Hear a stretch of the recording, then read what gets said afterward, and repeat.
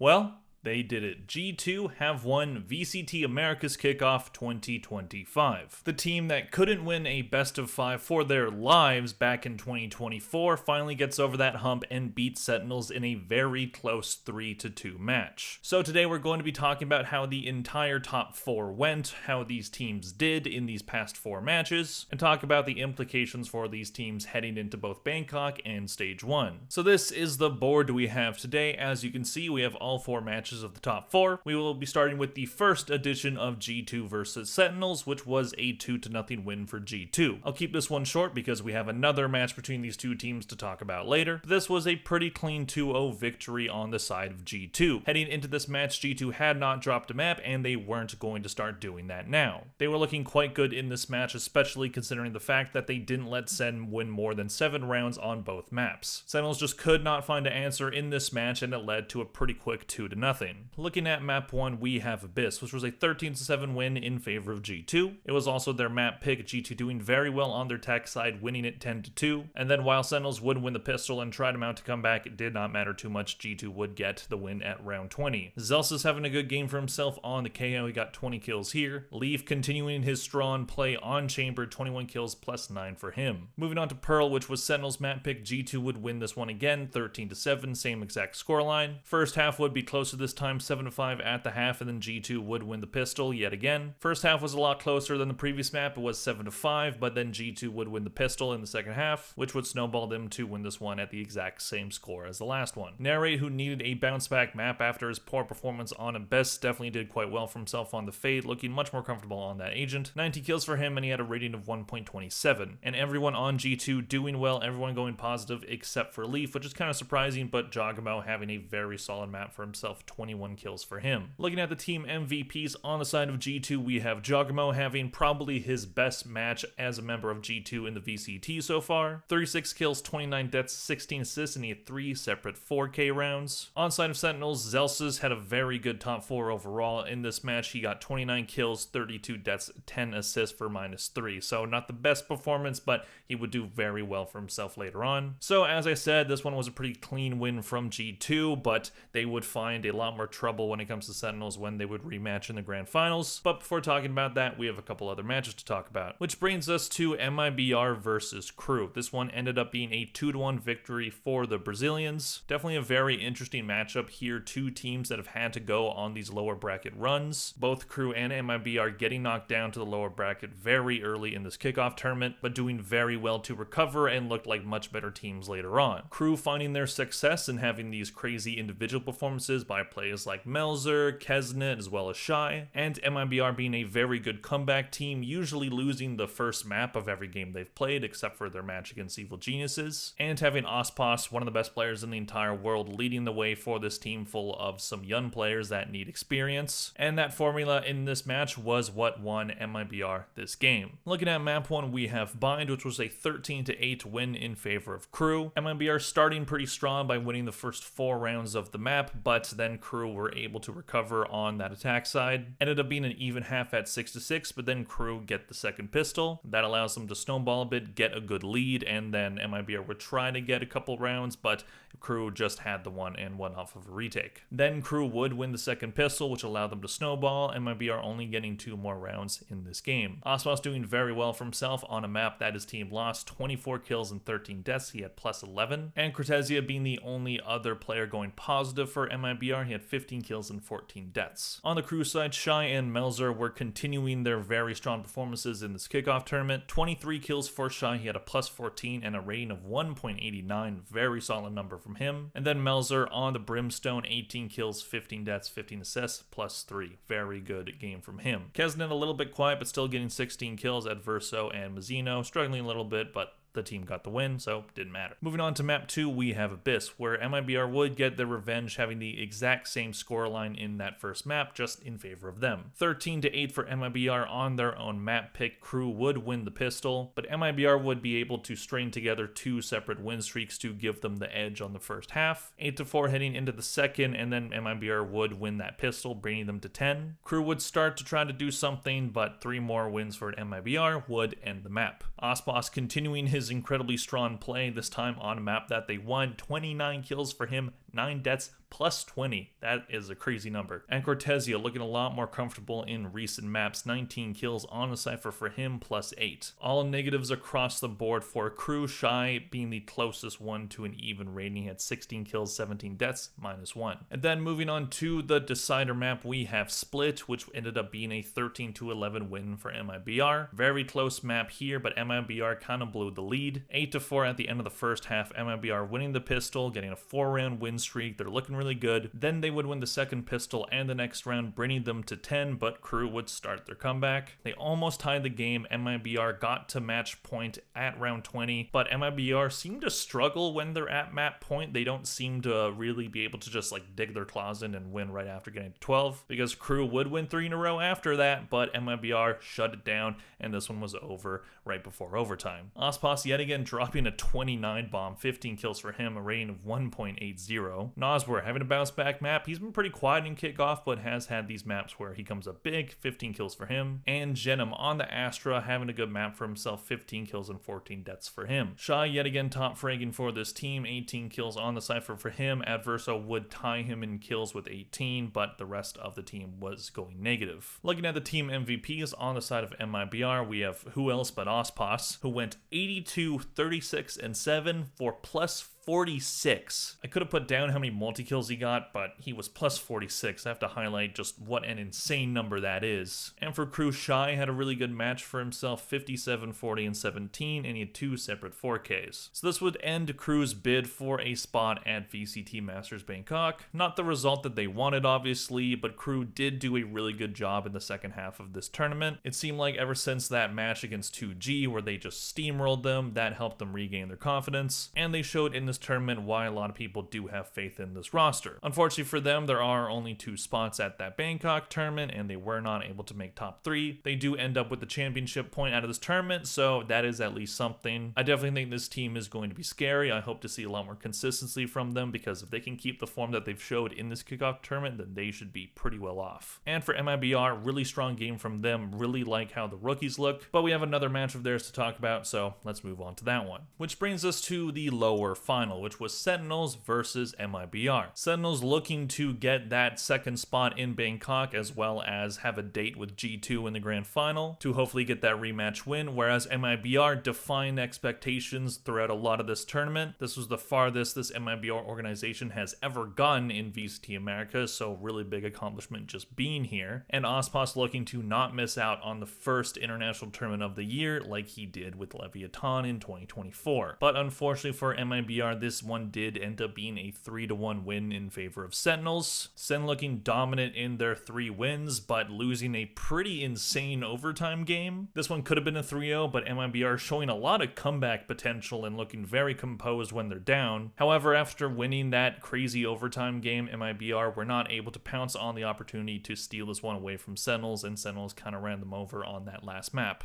Looking at map 1, we have Lotus. We can see that Sentinels were immediately in charge of this map. Not only did they win the pistol, but they didn't allow MIBR to string more than 1 round win together. 9-3 at the half in favor of Sentinels. They looked very composed in this one. MIBR would win the pistol, but Sen would steal a round right back. And after 3 in a row from MIBR, Sentinels got the rounds that they needed, 13-7 on their own map pick. Narrate, who's been needing a bounce back match, he's been pretty inconsistent throughout this Kickoff tournament. 19 kills from him, plus 10. Top the team in rating, but I would say the real MVP was Zelsis. Zelsis looking crazy in this entire match. He went 24, 12, and 5 for plus 12. Making jokes that he wanted to break the kill record for best of 5s. He did not get close, but he did really well for himself in this match. Whereas on the side of MIBR, Sentinels were able to shut Ospas down. He only got 15 kills, 16 deaths. Genom would lead the team in rating, 14 kills for him, the only positive player on that team. Moving on to Abyss, which was MIBR's map pick, a map that they have not lost on. This would be the first time that happened, 13-5 in favor of Sentinels. MIBR would win the pistol, but Sentinels would win the next round. MIBR doing well in pistols in this match, just not able to snowball them. Sentinels would go on a 5-round win streak after that pistol loss. MIBR would get to more eventually, but a 4-round win streak to end the half would make Sentinels 9-3. Second in a row 9-3 half from Sentinels, very good stuff there. And then MIBR would win the second pistol, but 4 in a row for Sentinels would end this one quick. Celsius continuing his strong play, 18 kills on the KO with plus 5. Zekin doing well too. I haven't talked about him a lot lot this kickoff tournament, but he's been having a very good tournament. Everyone on Sentinels going positive, whereas no one on MIBR went positive. Ospas shut down again, quiet map from him, only 11 kills. Artson really struggling on the KO, only 3 kills, he was minus 12. So Sentinels are up 2-0, they have the momentum. MIBR haven't even taken a map off of Sentinels in every single time they have played together. So it looks like Sentinels can continue that streak and punch their ticket to Bangkok, but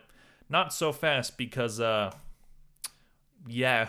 So this was one of the most crazy maps I have ever witnessed in my entire time watching Valorant. This was Pearl, which was Sentinel's pick, and it ends up being a 21-19 scoreline in favor of MIBR. This was the longest match that has ever happened in the VCT Americas, which is not surprising. This one was an absolute barn burner with some really high stakes on it. We start off the first half similarly to how we started the previous 2 first halves, Sentinels in control. They had 3 separate 3-in-a-row round wins to make this half 9-3. So 3 9-3 halves in a row, continuing that very strong start on maps. However, MIBR, knowing what's at stake, knowing that if they lose this map, not only do they go home, they also allow Sentinels to continue the streak against them, and that was just not happening. So they win the pistol and finally are able to convert some rounds out of it. 4 in a row for them to make it 9-7. Sentinels would get one of their own, but another 5 rounds in a row would bring MIBR to map point, but not so fast. Sentinels bring this one into overtime. MIBR continuing to struggle on those map points. And then we have one of the longest, most insane overtimes I've ever witnessed. Incredibly back and forth in this one, teams only able to win on their defense side, which is pretty insane considering that teams in the previous 2 halves were only winning on attack, basically. But MIBR are always able to get to that map point, but again, struggle on it. Then we get to round 32, Sentinels win that one to tie the game once again, and then finally win on attack. Sentinels can put this one away. MIBR haven't been able to win on attack during overtime, but MIBR would win that one and then get a second one to put them up once again. But yet again, just going back and forth on that defense side, this map seeming to never end. And then we have this crazy play on, I think, round 37, where MIBR, they have the advantage. They got onto the site in a very good way. They got the trades, they got the site, they were able to weave through Sentinels util, and then Sentinels go for the retake, they get onto site, MIBR still have the numbers advantage, but then Sentinels get the kill, and Ospas is the last MIBR player alive,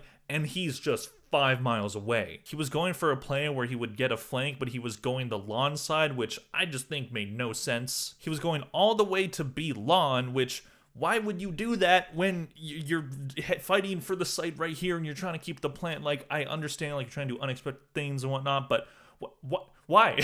Why would you go that far away? It's a hilarious image if you don't know what he's trying to do, but it just, like, to me, it was just a terrible play and could have thrown the entire map. However, finally, in round 40, MIBR were able to put this one away. Crazy stats across the board for all the teams. Zekin, the only player on Sentinels going positive, and he was top fragging, 32 kills for him. However, even though the rest of the team went negative, they all still got a lot of kills. We had Narrate as the bottom with 19, but Zelsis with 31, John QT with 27, really strong performance despite the negatives. And for MIBR, Jenem probably playing his best map as a member of this team so far, 33 kills, he was plus 10. Ospas, aside from almost throwing the game, he did do very well, 37 kills for him, plus 15. And Cortezia doing well, 29 kills. So both rookies doing well, Artson and Oz were struggling, but overall, they got the map. So now MIBR has an opportunity to get the reverse sweep. They finally have a map. However, Sentinels would not let their confidence be shaken, and they would win split 13-7. Yet again, another 9-3 half. That is 4 in a row. Every single map went 9-3 in the first half in favor of Sentinels. Really good work from them there. They would win the second pistol as well, but MIBR would steal the next round. But they just could not get a lot going on that attack side, and Sentinels would shut this comeback down in round 20. Zekin, playing pretty angrily, did very well for himself in this map, 23 kills from him. Noswer would be the top fragger for MIBR with 19 kills. Ospas struggling once again, only 11 for him. Looking at the team MVPs on the side of Sentinels, we have Zelsis once again. He went 85, 69, and 43, and he had 21 multi-killed rounds, including an ace, including a 4K. He did very well for himself here. On the side of MIBR, great performance from Jenem, loving what I'm seeing from the rookies on this team. He went 72, 63, and 35, and he had 6 separate 3Ks. So that ends ends the kickoff lower bracket run for MIBR. They will not be going to Bangkok. They do get some champs points out of this tournament, so that is definitely good to have. But overall, while this wasn't the result that MIBR and the team wanted, I think this is a great performance from this team. They definitely have some kinks to work out, but I'm really liking the progression of this team. I've already been praising the rookies quite a bit. Genom and Cortesia have been two pleasant surprises in this kickoff tournament. Really excited to see what they do in stage 1. Ospos looks incredible as always. We are seeing a bit of underperforming from Noswer for sure, but maybe we can see him get a bounce back, and Artson as the new IGL while playing double duelist comps seems to be fitting in quite well, having his best start to a season probably ever in the partnership system. This team is quickly becoming one of my favorite teams in the region. They're very fun to watch. They have some very exciting matches. Cannot wait to see what they do in stage 1, but for now the road ends here. Which brings us to the final match that we have to talk about, G2 rematching Sentinels for that grand final. Both teams already with qualification to VCT Masters Bangkok, so they're mainly fighting for seeding and champs points. This one ended up being a much closer match than the previous G2 versus Sentinels game. Going all the way to map 5, Sentinels were able to win the first map and the third, so they did have the lead and they could have put it away, but unfortunately G2 have just been very good lately. They definitely started this one slower than they have for previous matches, Sentinels looking like they want that #1 seed a lot more than they did, but G2 were able to get over the nerves and look really strong in the last couple maps. Looking at map 1, we have Split. Being G2's pick did not go well for them. This one ended up being a 13-4 scoreline in favor of Sentinels. Sentinels getting yet another 9-3 half win. That's 5 maps in a row. Sentinels were able to get to 9-3 in the first half. They start maps really good. Sentinels would win both pistols, and they didn't allow G2 to get anything going on their defense side. Definitely some underperforming going on for G2 in this map. We see a lot of pretty mediocre numbers. Valen was their top fragger with 12 kills. Jonah P was their least with 8. Leaf having a rough map after looking like the best player in the region in the previous matches. Only 9 kills for him on the Viper. Whereas it's all green for Sentinels. Zelsis being the top fragger with 18 kills, continuing his incredibly strong play from the previous 2 matches. John QT looking like one of the best Tejos in the world, 14 kills for him. And Narrate continuing his bounce back, 16 kills for him on the Breach. So Sentinels able to get that first map. They try to continue the momentum into Pearl, but did not go that way. This one would be Sentinels' pick, which was interesting considering that G2 beat them on this map in the last match. So Sentinels looking at anti-strat, but it did not go that way. G2 win the pistol, get off to a good start. Sentinels would take the lead, winning 4 in a row, but then a back and forth end to the half would make this one even, and then G2 would win the pistol, and they snowballed that into winning 5 rounds in a row. Sentinels only getting 2 on their defense side. G2 would win in round 21. Solid bounce back from a lot of these G2 players. Leaf especially, 14 kills on the chamber for him. Jonah P and Jogamo tying for the top frag, each with 18, and it's red across the board aside from Zekin on the side of Sentinels. Zekin going 16 and 16 on the Yoru. He's been looking pretty good on that agent. And then we move on to map 3, which was Abyss, this one being G2's pick, so no one's winning their pick today, I guess. 13-9 in favor of Sentinels on this map. They look pretty good on Abyss. G2 would win the pistol, but then Sentinels take the lead right back, winning 4 in a row. They would end the first half 7-5, and then Sentinels would win the second pistol. G2 would try to steal the momentum back, but it did not work. This one was over at round 22. Trent and Leaf being the top fraggers for G2, 17 kills for both of them. Jogamo, rough game with -5, 14 kills. And for Sentinels, John QT returns as the top fragger for this team, 20 kills for him on the Tejo, +9. And then we move on to map 4, which ended up being Fracture, and this one was a 13-5 win in favor of G2. Again, no one's winning their map pick. Sentinels picked this one. G2 start this one off strong, having a very good attack side. G2 winning the pistol and ending the first half 8-4. Then G2 would win the second half pistol, snowball that into winning this one in round 18. Trent top fragging for his team once again on the Tejo. He was looking really good on Tejo throughout this tournament. Both him and John QT doing some really good things on that agent. He was +11, and Valen and Jogmo both had really strong maps for themselves as well with 17 kills each. Only 2 players on Sentinels able to get 10 kills or more on this map. That is Zekin with 10 and Zelsis with 11. Rough map from Bane, 6 kills, 16 deaths. He was -10 on the Brimstone. Interesting pick for this map for Sentinels. This is the first time they played it in this kickoff tournament, and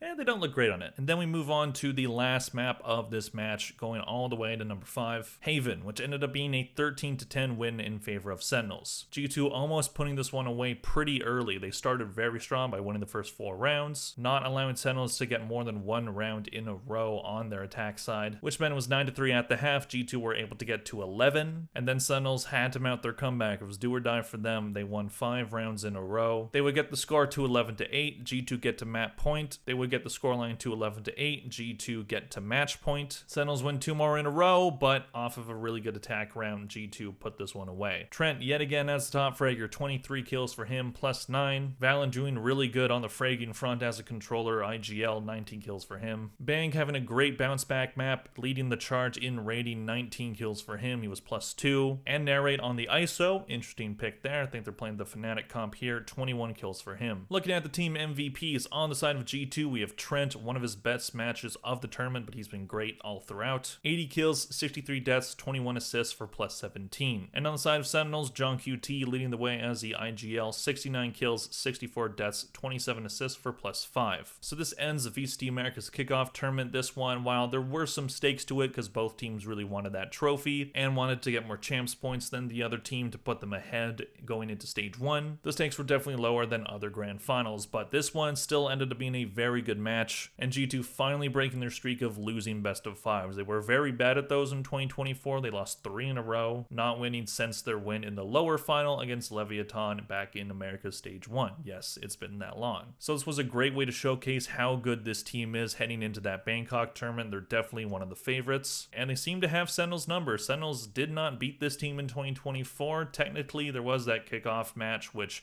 Sentinels only had to win 1 map to qualify for the playoffs, but whatever. The results are the results. G2 have not lost to Sentinels in quite a long time, so this was a big win for them. And Sentinels, after looking definitely inconsistent in the previous matches despite winning, this was probably the best game that they played in all of Kickoff despite losing. Narrate having a really important bounce back, Zelsis really finding form right now, Zekin continuing to be Zekin, he's looked really good for this team, and Bank has been a bit inconsistent but overall looks really good, and John QT being one of the best IGLs in the world right now. This team definitely looks dangerous. Don't count them out of being contenders at Bangkok. They could definitely win that one. They will be returning first Masters of the Year's champions. They can definitely win that tournament, but we'll talk about that in a different video. So that is the top 4 for the Americas Kickoff. Let's briefly look at the teams that have qualified for Bangkok because they have now all been decided in every region. From the Americas, we have G2 and Sentinels. From China, this was decided a couple weeks ago, but we have Trace and EDG. From EMEA, we have Vitality and Team Liquid. That's pretty surprising. And then from Pacific, DRX and T1 to round it out. So really interested to see how this tournament goes. I will be making preview videos for this tournament within the next 2 weeks before it starts, so stay tuned for those. I'll also be talking about the Americas in some other videos as well. I will be doing an updated power ranking soon, so look out for that one. But anyways, let me know in the comment section down below, what do you think of the teams heading into Bangkok? What do you think of the top 4 in the Americas Kickoff? Let me know in the comment section down below. Please click like and subscribe if you enjoyed this video. Thank you very much for watching, and I'll see you guys in the next one. Bye.